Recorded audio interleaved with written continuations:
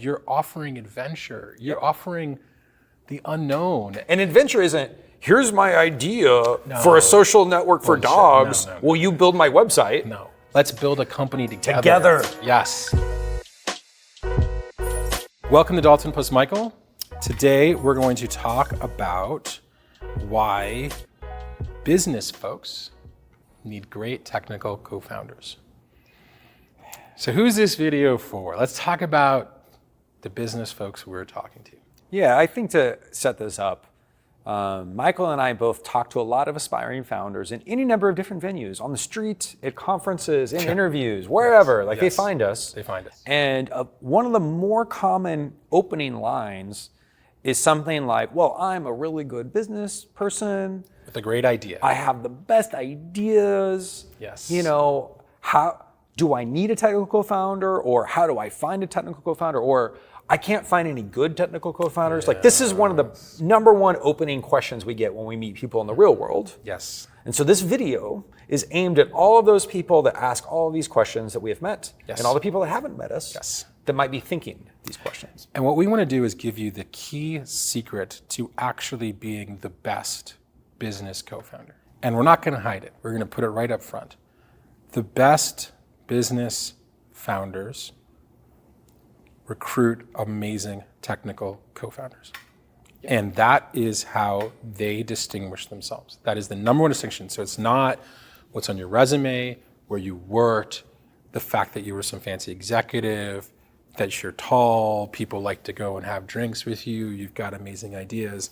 Unfortunately, there are a lot of folks like that. Yeah, imagine the set of people, imagine the intersection. There's the set of people that are great business founders. Yes. And there's the set of people that can recruit amazing technical co-founders. Yes. You want to be in the intersection of those two sets. Yes. And there's not many people. No.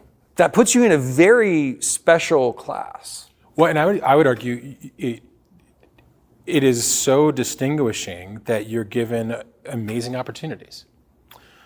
But what's tricky is not only do people not see this, or do people try and not get a technical co-founder. Or they just dismiss it out of hand. It's too hard. Like, they'll just kind of like shut this line of thinking down. That's what's even more common. It's just that, like, well, I can't find this person, so I'm just going to move along. Yeah, I don't know anyone. Okay, you know. And this is the crazy thing, because like a lot of people will pitch this to me as like, but this is the true spirit of an entrepreneurialism. Like, no barrier can prevent me from getting my product to market, right? Like, I couldn't find a technical co-founder, so I just moved to the next challenge. I hired some engineers, or I got a dev shop, and like, nothing will hold me back.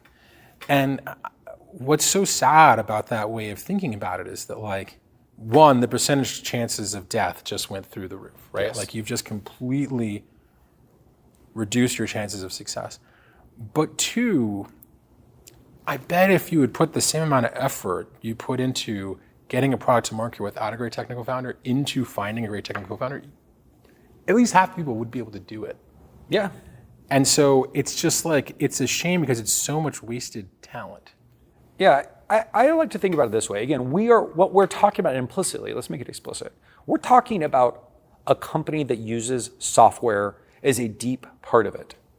So Tech software startup. If we're talking about a software startup, yes, and you somehow don't have a technical co-founder, this would be like, I'm going to build a rocket to the moon. Yes. But no one here knows anything about physics. I have such a big heart. We can just like, like, I have such hustle. I'm Johnny Hustle. I'm going to the moon, Michael. Like, do you see how absurd that is? But and the asterisk is, okay, if you want to start a new clothing brand or a liquor brand, okay, you don't need a technical co-founder. This doesn't apply. Obviously, yes. But if you're saying, I'm going to build a software company, and you don't have a software co-founder, it just, you're not even in the ball game. You're not even in the stadium. Well, and what's so sad for me is, like, when I say that to people, sometimes they think I'm trying to discourage them. But if you go back to that, like, I'm going to prove you wrong, Michael. Yeah, I'm going to learn physics. Yeah, and I'm like, I am not trying to, like, I am trying to tell you the number, or like, I came to you for advice about my product, but you're telling me I need a co-founder. You're insulting me, Michael. Yeah, and it's just like, no, I'm trying to give you the most important thing I can tell you.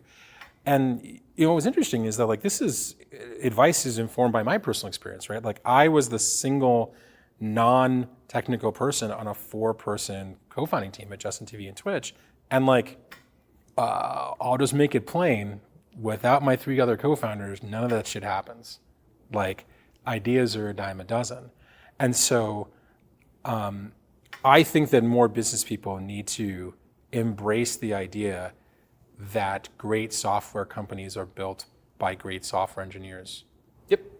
A common retort out here is like, Dalton, we're not building a software business. Software is in there, but it's not that It's important. a tech-enabled. Yeah. We're just building a simple marketplace, right? Like, we can just use da-da-da-da marketplace software. It's just a copy of DoorDash with a little twist. Why do we need a great software engineer? What's your response? You know, it's hard to win that debate in theory. Like, it's hard to convince someone just in the debate. They'll be like, well, we're just going to agree to disagree. Yes. But I think if you just look at the facts of the companies we funded, like literally DoorDash or literally Airbnb or any of these folks, Yes.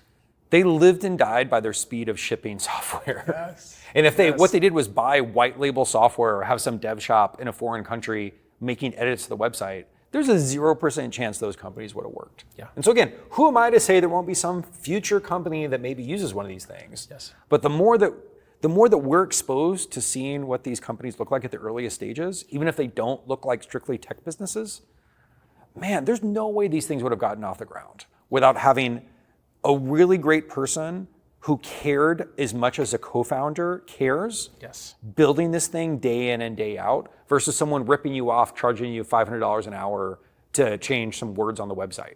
And you don't even know. That's that you're not even in the right getting ball value. game. Like, it's not even. Well, what pisses me off is that, like, I think in other areas that are equally as hard as being a successful tech founder, let's say athletics, I think more people are realistic about it, strangely.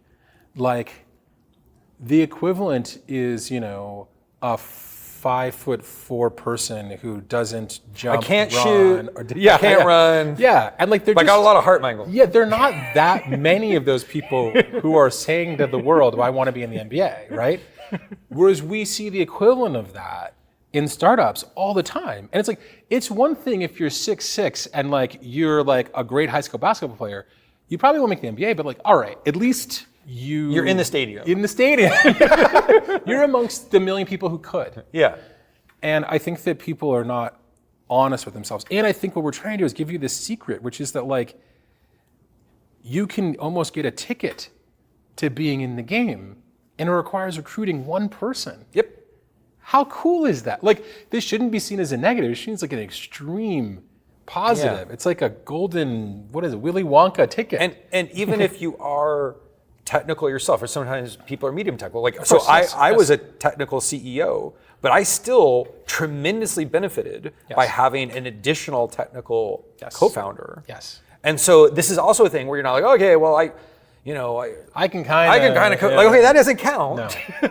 There's actually tremendous benefits from having someone, again, who cares as much as a founder, who's committed as much as a founder, and who's at the top of the game, like a 10x engineer on a founder level. You're unstoppable. And what's weird is sometimes we had competitors in my startups whose teams were constructed this way, horrible tech talent.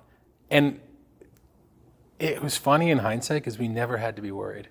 They could raise more money, they could have nicer office, they could have more employees, they could have cooler people using their, it didn't matter. Like, having better engineering is the gift that gives you more shots every Even day. if you need to pivot, no matter what happens, good or bad, you're in a better position to react to these changes. Yes. And I think the even scarier thing about this is that, like, when you start with a team of business people assessing engineers, and they are naturally going to start by hiring worse engineers, all of your future engineers are hired by those people. Yes. Exactly. It so compounds. Bad. It's so okay, so bad. All right, Michael. All right, you guys convinced me, I guess, whatever. But I don't, sure. This is Dalton being a business guys, guy. I guess that's a point you could make. I don't know. But Michael, I don't know anyone. Where do I find these people? Yeah. Again, that's what they always say in these conversations. That's what they always say. So what is your response when they tell you that? So the first thing is that, like, who are you disqualifying and why? I can't tell you how many business people told me, well, I obviously need a CTO with 10 years of experience and who've managed teams of at least 50 to 100. And I'm like, you're 23 years old with no years of experience. why do you need that? And they're like, well, because, when we launch, this thing's gonna get big. And it's just like, come on. So first, you might be disqualifying great people.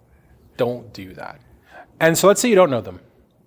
Sometimes the number one thing to do if you're in this position is to not start the company right now, is to go get a job at a startup, is to go change the people you know. And what's so interesting is that like sometimes taking that step sideways is the easiest and best path to starting startup journey with the highest likelihood of success. Well, here's the thought experiment I encourage people to do. Visualize the best person you have ever worked with, either in school or in your job, the best engineer that everyone knows is the best person. Yes. Can you visualize someone? Okay, can you get that person to be your co-founder? And often people are like, oh yeah, no, they would never work with me. What do you mean, man? Or like, they're making lots of money. Yeah. And again, I would just stop right there and be like, well, why? Have you talked to them? And they're like, no, they would just, like, basically, folks put up the barriers to negotiate against themselves right out of the gate. And again, if we zoom all the way out, so you want to start a company, you want to do something big, but you won't actually even bother to try to recruit the most obvious person that's a candidate that you know. But what if they say no? Or you talk to them and they're like, no, I don't think so. What often happens, again, to go deep on this, is that the way they'll pitch the person is they'll pitch them their idea. They'll be like, I'm an idea guy. I've got a great idea. Do you want to be my like worker bee to go do all my ideas? And of course, the person that's the best person you've ever worked with does not want to sit in a cage and do all of the work that you give them. No. And instead, I'm like, well, have you asked them what if they have startup ideas? Yeah. And then you sell yourself where you can come together, come up with the idea together as co-owners. And it's shocking how often that appears to have never occurred to someone. Like they think the idea of finding a technical co-founder is to find someone who will basically submit to their whims and be like their like assistant. To find an employee. And that's not the move, man. Trying to find a partner. It's funny because my dad would say this to me about my co-founder, Justin Kahn. He was like, Michael, Justin's an amazing recruiter. And I always thought, I was like, what's weird is like, I think if you're recruited by a good recruiter, you don't even realize they're a good recruiter, right? But like in hindsight, I'm like, all right, so we got me, Emmett, and Kyle to work for him, well, not work for him, but to be his co-founders in a startup where he was wearing a camera on his head streaming his life 24/7. Named after him. Yes, named Justin.tv. Yes. Do you want to work at my startup? Yes. It's me. Yes. and he had raised $50,000. Seems like a great deal, Michael. Yeah, right. And so it's like, okay, well, like, how did he build that team? Like, it comes back to like, you want to distinguish yourself as a business person? Go do that. Like, that's people should be impressed. I'm impressed. You're a great businessman. And hey, they're working on your idea. That's even better. What did he promise you, Michael? I have no idea. Well, I'll tell you what he promised me. It wasn't that the idea was going to work. Like, it was the adventure. Okay. It was the adventure. And like, I think what's so interesting when people like don't ask their friend and they assume, oh, but they work at this company, they're never going to do it, da, da, da, da. It's like they don't realize you're offering adventure. You're offering the unknown. And adventure isn't, here's my idea for a social network for dogs. No. Will you build my website? No. Let's build a company together. Together. Yes. That's adventure. Yes. And what's crazy is like when you're pitching adventure, there aren't a lot of alternatives. Most people don't have 6 adventures on the plate. Right? How often does any one person get pitched adventure? No. It's usually adventure or like. So it's a good pitch. It's a good pitch. So, anyways, right? I think that we're trying. I think that there's like, I'll say this. I'm a business guy, right? I think YC has a lot of messaging that's like, our business guy is important, da da da da. Like, you don't need them. I agree, you don't need them. But I will say this, there are a lot of very successful non-technical people in our network that do amazing work. And I think one of the things that if you want to learn from them, we're trying to give you one of the most important patterns we see from those folks. Yeah, they're great recruiters, and they do this thought experiment of who's the best person in the world, and they find a way to get that person to work with them. That's bending the universe to your will is what that is. So you should hold yourself to their standard and maybe you'll get their success. All right. Thanks, Dalton. Thanks.